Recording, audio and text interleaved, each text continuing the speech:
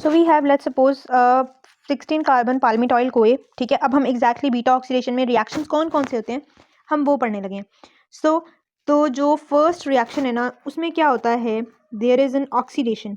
Oxidation कैसे होती है कि हमारे पास ये जो पाल्मिटॉइल कोए है या कोई भी फैटी एसाइल कोए है उसके अंदर जो बीटा कार्बन है, बीटा कार्बन कार्बन नंबर 2 और 3 के दरमियान में एक डबल बॉन्ड क्रिएट किया जाता है बाय ऑक्सीडेशन, यानी हम वहाँ से 2 हाइड्रोजन ले लेते हैं और उसको FAD को दे देते हैं और FADH2 बनता है और वहाँ पर एक डबल बॉन्ड क्रिएट हो जाता है और उस कंपाउंड को हम कहते हैं इनॉइल को एंजाइम A2 ट्रांस, ठीक है। इस कंपाउंड बनाने में जो एंजाइम यूज़ होता है दैट इज असाइल को ए डीहाइड्रोजिनेजेस, ठीक है। और ये बहुत चेन लेंथ स्पेसिफिक एंजाइम्स होते हैं, हर एक यानी very long chain fatty acids के लिए अलग होंगे, मीडियम चेन के लिए अलग होंगे और शॉर्ट चेन के लिए अलग होंगे, ठीक है। सेकेंड स्टेप में क्या होता है कि जो हमारे पास इनॉइल को A2 ट्रांस बना है, इस इनॉइल कोए को हम कन्वर्ट कर देते हैं इनटू द 3 हाइड्रोक्सी असाइल कोए। इसमें क्या होता है हम हाइड्रेशन करते हैं, hydration means addition of water और एंजाइम है 2,3 इनॉइल को ए हाइड्रोटेज। ये वाटर का जो OH ग्रुप है ये अल्फा कार्बन के हमारे पास अल्फा कार्बन के ऊपर अटैच होता है और सॉरी बीटा कार्बन जो हमारे पास थर्ड कार्बन है वहाँ अटैच होता है और जो हाइड्रोजन है वो अल्फा कार्बन पर अटैच होता है। अगर आप इसे देखें तो you can clearly distinguish between the two. Rest बाकी क्या होता है कि हमारे पास नेक्स्ट स्टेप में क्या होता है, ये जो हमारे पास हाइड्रोजन और ऑक्सीजन अटैच हो गए हैं वेरी फर्स्ट स्टेप में, अब क्या होता है कि ये जो हम दोबारा से ऑक्सीडेशन करते हैं यानी हाइड्रोजन रिमूव करते हैं और एक हाइड्रोजन हम इस OH ग्रुप का रिमूव करते हैं, ठीक है। If I use colour N तो हम एक हाइड्रोजन हमने इस OH ग्रुप का लिया है, दूसरे वाला हमने जो हाइड्रोजन है वो हमने लिया है इसी कार्बन का, बीटा कार्बन का, ठीक है। Again because we are discussing all the changes on the beta carbon, तो beta carbon and you know आपने केमिस्ट्री में पढ़ा होगा कि जब हम एडिशन करते हैं हाइड्रोजन की, जब हम हाइड्रोजन ऐड करते हैं तो हम उस कार्बन पर करते हैं जिसके पास ज़्यादा हाइड्रोजन होते हैं और अगर जब हमने रिमूव करना हो तो हम उस कार्बन से करते हैं जिसके पास कम हाइड्रोजन होते हैं। तो यहाँ पर इसके पास कम हाइड्रोजन है ना जो बीटा कार्बन है, क्योंकि अल्फा के पास तो 2 हैं, बीटा वाले के पास एक ही था, तो हमने उसी से रिमूव किया है। तो हमारे पास कुछ ये कंपाउंड बन गया है कीटो असाइल कोए, 3 कीटो असाइल कोए, और यहाँ पर वो जो हाइड्रोजन हमने रिमूव किए हैं वो हमने NAD को दिया है और NADH बन गया, यानी अभी तक हमारे पास FADH2 बना है एक और एक NADH बना है। देन हम इसको अगेन अब हमारे पास जो है वो क्लीवेज होता है, ठीक है। इस थायोलाइसिस भी इसको कहते हैं बिकॉज इसमें थायोलेज एंजाइम यूज़ होता है। इसमें हम कोएंजाइम A ऐड करते हैं, वो कोएंजाइम A जो हम ऐड करते हैं वो बीटा कार्बन से ना यहाँ से ब्रेक करता है, ठीक है। यहाँ पर कोएंजाइम A इसके साथ अटैच हो जाता है और ये पूरा जो पार्ट है ना ये सेपरेट आउट हो जाता है एज एसिटाइल कोए, ठीक है। क्योंकि हमने बीटा ऑक्सीडेशन में ना बीटा कार्बन पर जब भी हम बीटा कार्बन पर ऑक्सीडेशन करते हैं ना तो 2 कार्बन के फ्रैगमेंट्स अलग होंगे और हमेशा एसिटाइल कोए बनेगा, ठीक है।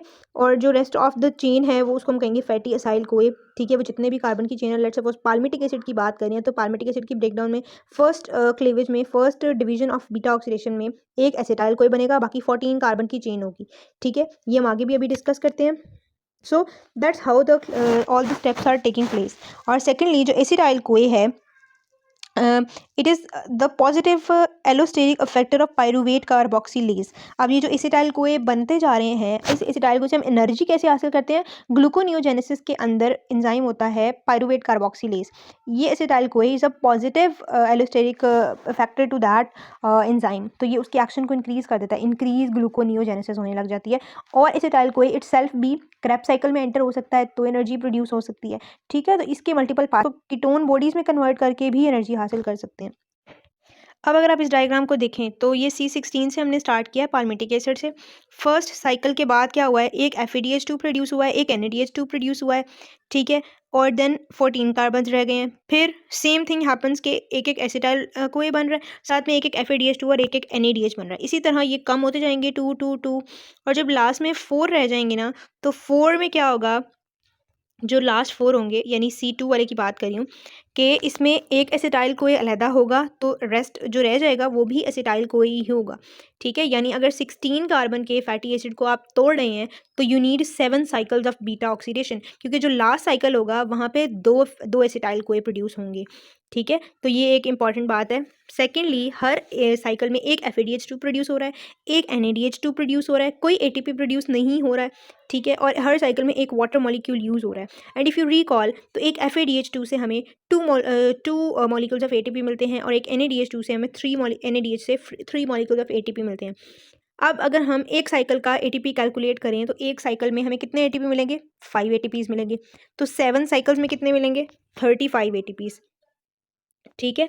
एंड अगर आप देखें तो FADH2 से, क्योंकि टोटल 7 साइकिल्स में 7 FADH2 बनेंगे, तो 7 FADH2 और एक FADH2 से 2 ATPs, तो 14 ATPs, 7 NADH बनेंगे, एक NADH से 3 ATPs, तो 21 ATPs, और अगर आप इन दोनों को ऐड करें 14 एंड 21 तो 35 ATPs बनेंगे। ठीक है। उसके अलावा सेकेंडली जो आपके एसिटाइल कोए बने हैं, ये एसिटाइल कोए TCA साइकिल में जाएंगे। जब ये TCA साइकिल में जाएंगे तो पूरा TCA साइकिल जब होता है तो एक TCA साइकिल में 2 NADH बनते हैं, एक FADH2 बनता है और एक ATP बनता है। ठीक है। तो उस अगर हम एक TCA साइकिल को कैलकुलेट करें ना, तो एक TCA साइकिल में कितनी एनर्जी बनती है, तो टोटल हमारे पास 12 ATP बनते हैं पर एसिटाइल कोए, जिसमें से चूंकि 3 NADH 3 NADH बनते हैं क्रेब साइकिल में, तो 3 NADH से 3 अगर हम मिलाएं तो 9 ATPs, एक FADH2 से 2 ATPs और एक सबस्ट्रेट लेवल फॉस्फोराइलेशन से ATP बनता है, तो टोटल 12 ATPs एक क्रेब साइकिल से बन रहे हैं। तो हमारे पास एक पाल्मिटिक एसिड की ब्रेकडाउन से एसिटाइल कोए कितने प्रोड्यूस होंगे, 2 कार्बन वाले 8 एसिटाइल कोएस बनेंगे। एक एसिटाइल कोए से चूंकि 12 ATPs निकल रहे हैं, तो 8 एसिटाइल कोए से यानी 8 एसिटाइल कोए से कितने ATPs होंगे, 96 ATPs। तो वही इधर शो किए हुए 96 ATPs। ठीक है। तो अगर हम 35 बीटा ऑक्सीडेशन वाले और 96 ये वाले ऐड करें तो total there are 131 ATPs। And if you remember, जब हमने फैटी एसाइल को ट्रांसफर किया था from the cytosol to the mitochondria, 2 ATPs की एनर्जी यूज़ हुई थी। ATP एक ही यूज़ हुआ था बट एनर्जी 2 की यूज़ हुई थी। तो वो 2 ATP अगर हम माइनस करेंगे तो टोटल हमारे पास जो नेट यील्ड बनती है बीटा ऑक्सीडेशन की, that is 129 ATPs, and that is even more than Krebs cycle and then even more than the electron transport chain, क्योंकि fatty acids yield much more energy than carbs and then even proteins. ठीक है। तो इनकी energy इतनी ज़्यादा होती है। तो this is the energy yield of beta oxidation. इसके लिए अगर आपने पता करना है कि 16 कार्बन के लिए कितने साइकिल्स कैरी आउट होंगे, तो उसके लिए फॉर्मूला भी लिखा हुआ है लिपिनकॉर्ड के अंदर, n/2 - 1। n 16 है तो 16/2 is 8, 8 - 1 7 cycles will be carried out. ठीक है। So this is. और सेकेंडली जो एसिटाइल कोई है, एक तो उसने एनर्जी बना ली इस तरह से, सेकेंडली वो हिपैटिक कीटोजेनेसिस यानी कीटोन बॉडीज़ की सिंथेसिस में भी इंपॉर्टेंट होता है। कीटोन बॉडीज़ को भी फिर हम एनर्जी के लिए यूज़ करते हैं। कीटोन बॉडीज़ पे there is a separate lecture, तो मैं आपको उसमें बताऊंगी कि वो किस तरह से होता है। ठीक है। फिर हमने एनर्जी यील्ड भी पढ़ लिया। Thirdly there is are some minor topics, जिसमें है पहला medium chain fatty acyl CoA dehydrogenase deficiency. अच्छा, एनर्जी यील्ड मैंने आपको सारी बता दी है, ये वही है टेबल में 129 ATPs कैसे प्रोड्यूस हुए हैं, you can read it by your own. So long chain fatty acid beta oxidation, मैंने आपको सारा प्रोसीजर बता दिया। ये सारा जो हमने पढ़ा है that is for long chain. Medium chain के लिए, जो मीडियम चेन फैटी एसिड की जो ऑक्सीडेशन है, उसके लिए मैंने आपको बताया था स्टार्ट में जो पहला एंजाइम था, तो उसके वो चेन स्पेसिफिक होता है। ठीक है, लेंथ स्पेसिफिक होता है। तो मीडियम चेन वालों के लिए वो डिफरेंट है। तो मीडियम चेन फैटी एसाइल को ये डिहाइड्रोजिनेज एंजाइम होता है। अगर उसकी डेफिशिएंसी हो जाए तो हम मीडियम चेन फैटी एसिड्स को डिग्रेड नहीं कर पाएंगे, उनसे एनर्जी नहीं ले पाएंगे। ठीक है, एसिटाइल कोई नहीं मिलेंगे, हमें हाइपोग्लाइसीमिया हो जाएगा। और यहाँ पर जो हाइपोग्लाइसीमिया होता है दैट इज हाइपोकीटोटिक, यानी इसमें चूंकि एसिटाइल कोई कीटोन बॉडीज की भी फॉर्मेशन करवाता है, तो वो भी नहीं होंगी, तो हाइपोकीटोटिक भी होगा और हाइपोग्लाइसीमिया भी होगा। और हमें पेशेंट की अगर हम यूरिन एनालिसिस कराएं तो मीडियम चेन असाइल कार्निटीन्स, क्योंकि फैटी एसिड नहीं हो रही ना, ऑक्सीडेशन नहीं हो रही, तो लेकिन कार्निटीन्स तो बन रहे होंगे ना, तो हमें मीडियम चेन असाइल कार्निटीन्स का अकोमोलेशन मिलेगी। थोड़े थोड़े मीडियम, मैंने आपको बताया ना, शॉर्ट और मीडियम चेन कार्निटीन्स नहीं बनाते मोस्टली, बट मीडियम चेन कुछ बना भी सकते हैं जो कि क्लोज टू लॉन्ग चेन होते हैं, यानी 12 कार्बन वाले, 14 कार्बन वाले। ठीक है, जो थोड़े लॉन्ग चेन के करीब करीब आ रहे होते हैं, तो उनकी अक्यूमुलेशन हो सकती है। या medium chain dicarboxylic acids before the even formation of carnitines, उससे पहले वाले लेवल्स पर भी उनकी अक्यूमुलेशन हो सकती है। और कोई भी पेशेंट है आपके पास जिसमें फैटी एसिड ऑक्सीडेशन का कोई भी प्रॉब्लम है, ठीक है, तो आप उसको फास्टिंग से अवॉइड करवाएंगे, because it is all things that are happening in the fasting state. Okay, thirdly we have another modification of fatty acid oxidation, कि अगर odd number of carbon atoms हों तो आप कैसे फैटी बीटा ऑक्सीडेशन करेंगे, क्योंकि 2-2 के लेवल पर हम ब्रेक लगा रहे थे, अब हम क्या करेंगे, ऑड चेन में हम सेम करेंगे, 2-2 के लेवल्स पर ही ब्रेक लगाएंगे, बट एंड में हमारे पास 3 कार्बन यूनिट बच जाएगा। उस 3 कार्बन यूनिट का थोड़ा सा डिफरेंट मैकेनिज्म है। ठीक है, वो मैं आपको बता देती हूँ। सारे स्टेप्स हो गए, प्रोपियोनाइल कोए बन गया। अब इस प्रोपियोनाइल कोए को हम सबसे पहले कन्वर्ट करेंगे मिथाइल मैलोनाइल कोए में विद हेल्प ऑफ प्रोपियोनाइल कोए कार्बोक्सिलेज। इसमें हमारे पास हम कार्बन डाइऑक्साइड ऐड करते हैं, कार्बोक्सिलेशन रिएक्शन है तो हम वो बाइकार्ब से लेते हैं। ठीक है, और उसके बाद जो हमारे पास ATP यूज़ होता है और biotin as a coenzyme use होता है। सेकेंडली जो डी मिथाइल मैलोनाइल कोए बन जाता है तो हम इसको L मिथाइल मैलोनाइल कोए में कन्वर्ट करते हैं। इसके लीवो आइसोफॉर्म में, ठीक है। उसके बाद जो थर्ड स्टेप है उसमें हम इसको कन्वर्ट कर देते हैं अल्टीमेटली सक्सिनाइल कोए में, और वो सक्सिनाइल कोए हमारे पास क्रेब्स साइकिल में एंटर हो जाता है टू यील्ड एनर्जी, और इस तरह से जो है वो हम इसको यूज़ करते हैं इन द एनर्जी। दो एसिटाइल कोए के जो जो रेजिड्यूज बन रहे होंगे उनको तो सेम मेथड से हम क्रेब्स साइकिल में डालेंगे, लेकिन ये जो लास्ट 3 कार्बन वाला होगा उसका जो है वो ये सारा प्रोसीजर होगा एंड देन वो जो है वो जाएगा। One thing important to mention here कि ये जो लास्ट स्टेप है यहाँ पर कोएंजाइम होता है विटामिन B12। हमारी बॉडी में सिर्फ 2 ही रिएक्शन है जहाँ पर vitamin B12 as a coenzyme use होता है। One is this reaction and the other one is in the synthesis of methionine synthase, ठीक है।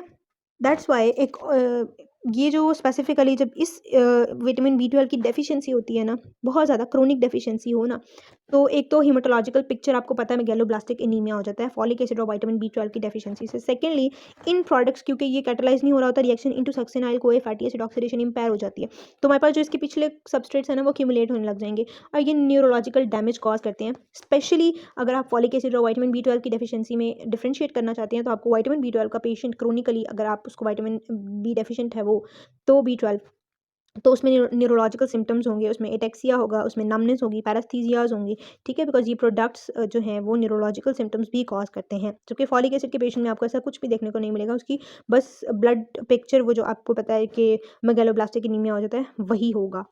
Third then we have unsaturated fatty acid beta oxidation के अगर chain में कहीं double bond आ गया है तो फिर आप उसकी किस तरह से बीटा ऑक्सीडेशन कैरी आउट करेंगे, उसके लिए 2 से 3 एडिशनल एंजाइम्स चाहिए होते हैं। और डिफरेंस होता है कि unsaturation odd number of carbon atom पर आ रही है यानी 9, 11, 5, 7 इन कार्बन पर अनसैचुरेशन आ रही है या इवन नंबर वाले कार्बन एटम्स पर आ रही है, ठीक है। अगर ऑड नंबर पर आ रही है, ठीक है, जैसे ऑलिक एसिड में होता है तो हमें एक एडिशनल एंजाइम चाहिए होता है जिसका नाम है 3,2 इनॉइल कोए आइसोमरेज, ठीक है, जो कि कन्वर्ट करेगा, वो लिखा हुआ लिपिन कॉर्ड के अंदर, यू कैन रीड। और अगर आपके पास even number of carbon atom है लाइक लिनोलिक एसिड 9 और उसमें 12 नंबर पर भी अनसेचुरेशन होती है तो उसके लिए हमें आइसोमरेज तो चाहिए ही चाहिए, उसके अलावा NADPH डिपेंडेंट 2,4 डाई इनॉइल को ए रिडक्टेज भी चाहिए, ठीक है।